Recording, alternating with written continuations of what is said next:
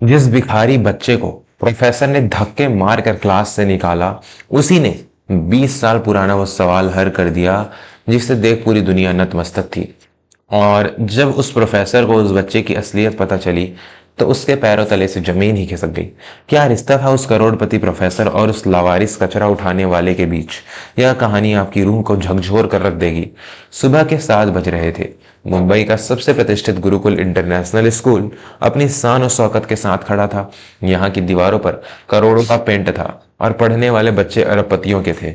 Gate पर गाड़ियों की लंबी कतार लगी थी। ऑडी, मर्सिडीज और बीएमडब्ल्यू से उतरते हुए बच्चे ऐसे लग रहे थे जैसे किसी फैशन शो का हिस्सा हो। लेकिन उसी स्कूल की आलीशान दीवार के ठीक बाहर कचरे के ढेर में एक 10-12 साल का लड़का, जिसका नाम छोटू था, अपने नन्हे हाथों से प्लास्टिक की बोतलें बीन रहा था।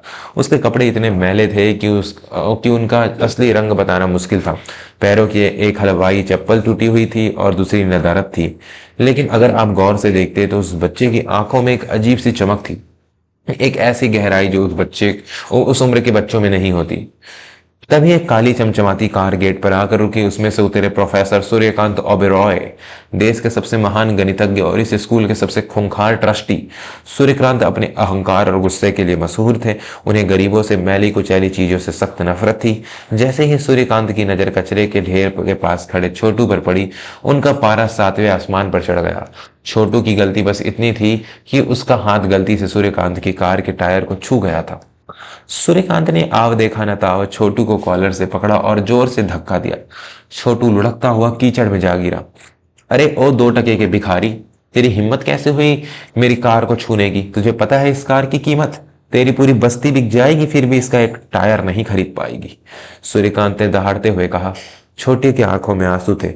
उसने हाथ जोड़ते हुए कहा, माफ कर दीजिए साहब, मैं तो बस यहाँ गिरा हुआ एक कागज उठा रहा था। उसमें उसमें कुछ सवाल लिखे थे। यह सुनकर सूर्यकांत और जोर से हंसे। सवाल? तू अनपढ़ गंवार, जा जाकर नाली साफ कर। विद्या के मंदिर के पास भी भटका तो टांगे तोड़ दूंगा तेरी। सूर्यकांत ने वहां खड़े सिक्योरिटी गार्ड को डांटा और छोटू को वहां से भगा दिया। छोटू लड़खड़ाते हुए वहां से चला गया। लेकिन उसकी नजर स्कूल के अंदर उस ब्लैक बोर्ड पर टिकी थी जो खिड़की से दिख रहा था। उस बच्चे को अपमान का दुख नहीं था, उसे दुख इस बात का था कि वो उस सवाल को पूरा नहीं देख पाया। दोस्तों, हम अक्सर कपड़ों से इंसान की औकात आंकते हैं, लेकिन हम भूल जाते हैं कि कीचड़ में ही कमल खिलता है। क्या छोटू अपना बदला ले पाएगा? कहानी में आगे जो हुआ वो विज्ञान और चमत्कार के बीच की लकीर मिटा देगा। अगर आप भी मानते हैं कि हुनर अमीरी गरीबी नहीं देखता, तो इस कहानी को लाइक करके हमारे परिवार का हिस्सा जरूर बने, ताकि ऐसी ही प्रेरणादायक कहानी हम आप तक लाते रहें। क्लास शुरू हुई। प्रोफेसर सूर्यकांत आज बहुत गंभीर थे। उन्होंने व्हाइट बोर्ड पर एक ऐसा समीकरण, इक्वेशन लिखा जिसे उन्होंने पिछले 15 सालों से हल नहीं किया था। यह सवाल अनंत की पहेली के नाम से जाना जाता था। बड़े बड़े विद्वान इसे देखकर हार मान चुके थे। सूर्यकांत ने क्लास के अमीर बच्चों की तरफ देखा और कहा, यह सवाल मेरी जिंदगी की सबसे बड़ी चुनौती है। मैं प्रोफेसर सूर्यकांत यह ऐलान करता हूं कि अगर तुम में से किसी ने या इस स्कूल के किसी भी टीचर ने इसे कल सुबह तक हल कर दिया, तो मैं उसे अपनी आधी जायदाद और इस स्कूल की प्रिंसिपल की कुर्सी दे दूंगा।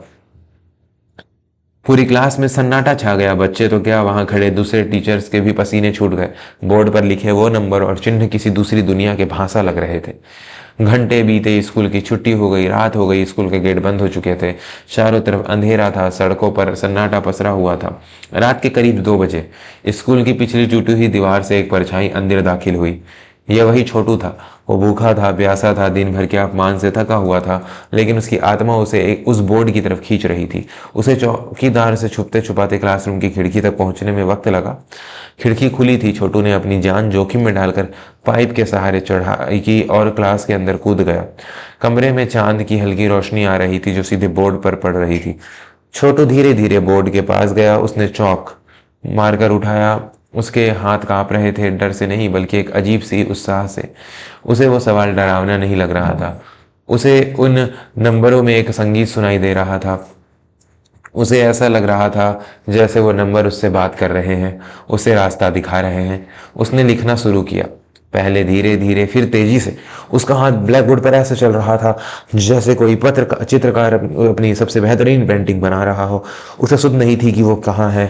उसे बस वो पैटर्न दिख रहे थे जो दुनिया के बड़े बड़े गणितज्ञ नहीं देख पाए थे। करीब 1 घंटे बाद छोटू रुका। उसने चौक नीचे रखा।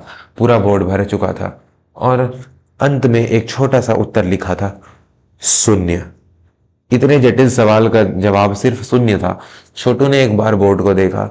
उसके चेहरे पर एक ऐसी शांति थी जो शायद उसे भरपेट खाना खाकर भी न मिलती। फिर वो उसी रास्ते से वापस निकल गया और अपनी पुरानी बोरी पर जाकर सो गया। अगली सुबह प्रोफेसर सूर्यकांत हमेशा की तरह समय से पहले स्कूल पहुंचे। उनके मन में वही अहंकार था कि कोई भी उनके सवाल को छू भी नहीं पाया होगा। उनके साथ प्रिंसिपल मीरा देवी भी थी, जो सूर्यकांत की पत्नी थी। मीरा बहुत ही दयालु स्वभाव की थी, लेकिन 12 साल पहले अपने इकलौते बेटे के खो जाने के गम में वो हमेशा उदास रहती थी। जैसे ही सूर्यकांत और मीरा क्लासरूम में दाखिल हुए, सूर्यकांत के हाथ से उनकी फाइल छूट कर गिर गई। यह नामुमकिन है। सूर्यकांत के मुंह से बस इतना ही निकला। सामने बोर्ड पर वो सवाल हल हो चुका था और वो हल इतना सटीक, इतना सुंदर और इतना सरल था कि सूर्यकांत जैसे घमंडी इंसान की आंखों में भी पानी आ गया। यह किताबी ज्ञान नहीं था, यह ईश्वर का वरदान था। मीरा ने हैरान होकर पूछा, सूर्यकांत क्या यह सही है? किसने किया यह? सूर्यकांत ने कांपती आवाज में कहा, मीरा, यह सही नहीं, यह अद्भुत है। पिछले 15 सालों से मैं गलत रास्ते पर था। जब किसी ने भी यह जिस किसी ने भी यह किया है, वह इंसान नहीं, गणित का देवता है। मुझे अभी पता लगाना होगा कि यह कौन है। तुरंत सीसीटीवी कैमरे चेक किए गए। सिक्योरिटी रूम में सन्नाटा था। स्क्रीन पर रात के 2 बजे का फुटेज चल रहा था। एक दुबला पतला फटे हाल बच्चा खिड़की से कूदता है और बोर्ड पर लिखना शुरू करता है। जैसे ही कैमरे ने उस बच्चे का चेहरा जूम किया, सिक्योरिटी गार्ड चिल्लाया, साहब, यह तो वही कचरा उठाने वाला लड़का है जिसे आपने कल गेट पर धक्का दिया था। यह वही भिखारी है। सूर्यकांत सन्न रह गए। वो लड़का जिसे उन्होंने अनपढ़ गंवार कहा था, वो जीनियस निकला। लेकिन असली भूचाल तो तब आया जब पास खड़ी मीरा ने स्क्रीन पर कुछ और देखा। उस बच्चे ने बोर्ड पर लिखते वक्त अपनी शर्ट की आस्तीन ऊपर की हुई थी। उसकी दाहिनी कलाई पर एक गहरा निशान था, एक त्रिशूल के आकार का जन्मजात निशान। मीरा चीख पड़ी, रोको, वीडियो को यहीं रोको। उसने स्क्रीन को छूते हुए कहा, हाँ सूर्यकांत, यह निशान, यह त्रिशूल, यह तो हमारे आर्यन के हाथ पर भी था जब वो कुंभ के मेले में खोया था। तब वो 2 साल का था, लेकिन यह निशान तो जन्म से था। सूर्यकांत का दिल जोर से धड़कने लगा। दोस्तों, अब एक ऐसा राज खुलने वाला है जो आपके रोंगटे खड़े कर देगा। क्या वो कचरा उठाने वाला बच्चा ही उनका खोया हुआ बेटा आर्यन है, या यह कुदरत का कोई और खेल है? कहानी के सबसे भावुक मोड़ पर जाने से पहले अगर आप भी अपने माता पिता को भगवान मानते हैं तो चैनल को अभी सब्सक्राइब करें और बेल आइकन दबाएं, क्योंकि अगला हिस्सा आपको रुला देगा। सूर्यकांत और मीरा पागलों की तरह स्कूल से बाहर भागे। वे उसी कचरे के ढेर के पास पहुंचे जहां छोटू अक्सर रहता था। वहां एक टूटी हुई झोपड़ी में छोटू बुखार से तप रहा था। कल रात की ठंड और भूख ने उसे तोड़ दिया था। पुलिस और डॉक्टर भी वहां पहुंच गए थे। मीरा दौड़कर छोटू के पास गई और उसका हाथ अपने हाथ में लिया। वही त्रिशूल का निशान। मीरा का ममता का बांध टूट गया। मेरा आर्यन, सूर्यकांत, यह हमारा आर्यन है, देखो इसे। मीरा बिलक बिलक कर रोने लगी। सूर्यकांत ने कांपते हाथों से उस बच्चे का माथा छुआ। छोटू ने धीरे से आंखें खोली। सामने उसी आदमी को देखकर उसने उसे धक्का दिया था। वो डर के मारे सिकुड़ गया। उसने कमजोर आवाज में कहा, साहब, मुझे मत मारो, मैंने चोरी नहीं की, मैं तो बस सवाल ठीक किया था, मुझे जाने दो। यह शब्द सुनकर सूर्यकांत का अहंकार चकनाचूर हो गया। वो आदमी जो पूरी दुनिया को अपनी उंगलियों पर नचाता था, आज अपने ही बेटे के सामने घुटनों पर गिर पड़ा। सूर्यकांत की आंखों से आंसुओं की धार बह निकली। नहीं बेटा, नहीं, मुझे माफ कर दे, मैं बहुत बुरा हूं। मैंने अपने ही खून को नहीं पहचाना, मैंने तुझे दुत्कारा। तू चोर नहीं, तू तो मेरा राजा बेटा है। सूर्यकांत फूट फूट कर रोने लगे। डीएनए टेस्ट ने भी साबित कर दिया कि छोटू ही उनका खोया हुआ बेटा आर्यन ओबरॉय है। बाद में पता चला कि आर्यन को बचपन में एक पुराने गणित के टीचर ने पाला था, जो खुद बेघर थे। उन्होंने ही उसे संख्याओं की भाषा सिखाई थी। उनके मरने के बाद आर्यन सड़क पर आ गया, लेकिन उसका ज्ञान उसके साथ रहा। आज आर्यन ठीक है, वो अपने माता पिता के साथ महल जैसे घर में रहता है। लेकिन इस घटना ने सूर्यकांत को पूरी तरह बदल दिया। उन्होंने अपनी वसीयत में लिखा कि उनकी आधी जायदाद गरीब बच्चों की शिक्षा के लिए दान की जाएगी। इस स्कूल के गेट से गरीबों को भगाया जाता था। आज वहां शाम को 500 गरीब बच्चों के लिए मुफ्त में क्लासेस चलती हैं और उन्हें पढ़ाने वाला कोई और नहीं बल्कि आर्यन खुद है। कहानी की सीख। दोस्तों, यह कहानी हमें सिखाती है कि किसी के वर्तमान को देखकर उसके भविष्य का मजाक मत उड़ाओ। समय बड़ा बलवान होता है, वो कोयलों को हीरा बना देता है और हीरे को खाक में मिला सकता है। प्रतिभा, टैलेंट महलों की मोहताज नहीं होती, वो कचरों के ढेर में भी चमक सकती है।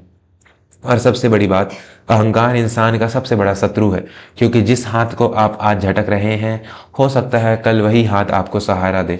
अगर इस कहानी ने आपकी आंखों में आंसू लाए और दिल में उम्मीद जगाई है, तो कमेंट में कर्म ही धर्म है जरूर लिखें।